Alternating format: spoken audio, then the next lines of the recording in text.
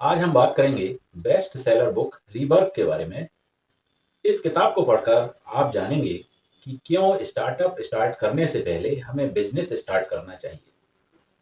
Business को धीरे धीरे बढ़ाएं और उसके बाद फिर स्टार्टअप स्टार्ट करना चाहिए। इस टेक्निक से आपका स्टार्टअप कभी फेल नहीं होगा। आज हर कोई स्टार्टअप शुरू करने की सोचता है, लेकिन उसे ठीक तरह से स्टार्ट नहीं करता है। यही कारण है कि 95% स्टार्टअप्स बहुत जल्दी ही बंद हो जाते हैं। इसलिए अगर आप भी कोई स्टार्टअप स्टार्ट करने के बारे में सोच रहे हैं, तो ये किताब आपको ज़रूर पढ़ना चाहिए। इस किताब में बहुत सी ऐसी चीज़ें बताई गई हैं, जिनको अगर आप इम्प्लीमेंट करेंगे, तो आपका स्टार्टअप कभी फेल नहीं होगा। सबसे पहली बात बताई गई है, वो है स्क्रैच योर ओन इच। अपनी समस्या को खुद हल करें। मान लीजिए आप स्टार्टअप स्टार्ट करना चाहते हैं, लेकिन प्रोडक्ट का आइडिया आपको नहीं मिल रहा है, तो अब वो आइडिया कैसे मिलेगा? तो उसके लिए ज़रूरी है कि आपको जिन चीज़ों की प्रॉब्लम है, जिन चीज़ों से प्रॉब्लम है, आपको सामने दिखाई दे रहा है कि ये एक प्रॉब्लमेटिक चीज़ है, तो उसका सलूशन आप खुद ढूंढिए। यही सलूशन आपका प्रोडक्ट बन जाएगा। दूसरी बात बताई है, start A business not startup. आजकल आपने देखा होगा कि ज़्यादातर युवाओं में स्टार्टअप स्टार्ट करने का एक फैशन सा हो गया है, एक भेड़ चाल सी लग गई है। और हद तो तब होती है जब स्टार्टअप स्टार्ट करते हैं और उसमें काफ़ी सारा पैसा वो खर्च कर देते हैं। जो भी फंड उन्होंने अरेंज किया है, उसे वो खर्च कर देते हैं, जैसे कि इंटीरियर में, डेकोरेशन में, एडवर्टाइजमेंट में। फंड भी वो जुटा लेते हैं इन्वेस्टर्स से। और जब शुरुआत से ही इन्वेस्टर्स ने उन्हें फंड दे दिया है, तो उन्हें फिर इन्वेस्टर्स के इशारे पर नाचना पड़ता है। और इस कोशिश में, इस प्रक्रिया में उनके खुद के विचार खो से जाते हैं। इसलिए स्टार्टअप की शुरुआत में एंटरप्रेन्योर जैसे फैंसी शब्दों से दूर रहिए। सिंपल सी बात है कि आप बिजनेस स्टार्ट करें, ना कि स्टार्टअप। और धीरे धीरे उस बिजनेस को आप बढ़ाते जाइए और स्केल अप करते जाइए। तीसरी इंपॉर्टेंट बात बताई है, start at the AP centre. मतलब कि मुख्य काम पर फोकस करें। एग्जाम्पल के तौर पर, अगर आपने रेस्टोरेंट स्टार्ट किया है, तो उसमें सबसे मुख्य बात क्या होनी चाहिए? रेस्टोरेंट का खाना सबसे ज़्यादा इम्पोर्टेंट है, ना कि उसका इंटीरियर, उसका डेकोरेशन, उसका फर्नीचर।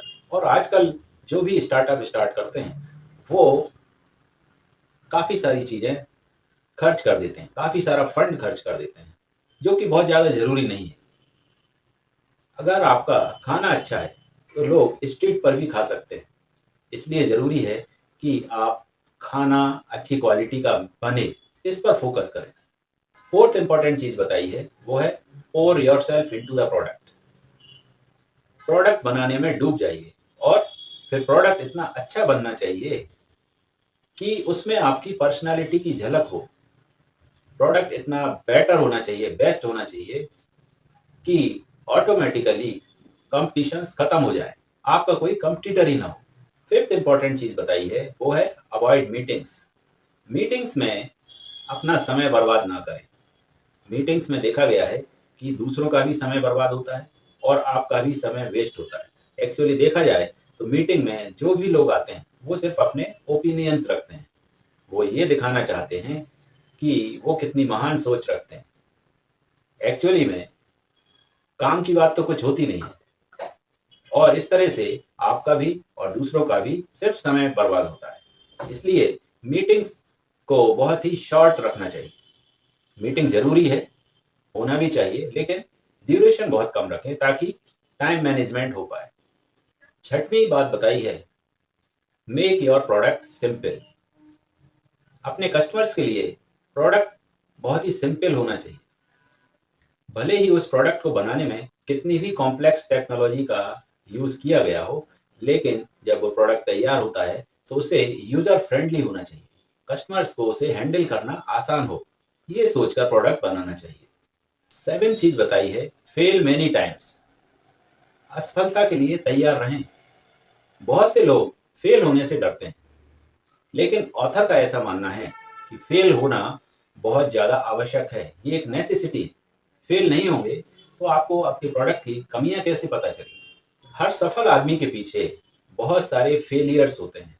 आप किसी की भी बायोग्राफी निकाल लें और पढ़ेंगे तो आपको समझ में आएगा कि वो सफलता पाने से पहले कितनी बार फेल हुए हैं। इसलिए फेल होने से मत डरिए, फेल होना ही आपको आपकी मंजिल तक पहुंचा पाएगा, इस बात को ध्यान रखें। अगली इंपॉर्टेंट चीज बताई है वो है हायर लेस एम्प्लॉयज। आप खुद सोचिए, आपने अभी स्टार्ट किया ही है स्टार्टअप अपना, तो उसमें बहुत सारे एम्प्लॉयज की क्या रिक्वायरमेंट है। जितनी आवश्यकता है उतने ही एम्प्लॉयज रखिए। हाँ, एम्प्लॉयज क्वालिटी होना चाहिए, क्वालिटी एम्प्लॉयज हों आपके पास और डेडिकेटेड एम्प्लॉयज होना चाहिए। इसलिए हायर करते समय उनके विचार जानना बहुत जरूरी है और वो फ्यूचर के बारे में क्या सोचते हैं, ये बहुत ज़्यादा इंपॉर्टेंट है जानना। दूसरी बात, जब उन्हें आप हायर कर लेते हैं तो उन्हें फिर फ्री हैंड दीजिए, उन पर भरोसा रखिए, विश्वास प्रकट कीजिए। इससे वो आपकी कंपनी के प्रति समर्पित होकर लगन के साथ काम करेंगे। तो दोस्तों, किताब में दिए गए प्रिंसिपल्स को अगर आप इम्प्लीमेंट करेंगे आपके स्टार्टअप्स में तो आपको जरूर सफलता मिलेगी। और मुझे पूरी उम्मीद है कि इस किताब को पढ़ने से, इसकी प्रिंसिपल्स को इम्प्लीमेंट करने से आप एक सफल एंटरप्रेन्योर बनेंगे। तो एक बार इस किताब को आप जरूर पढ़ें।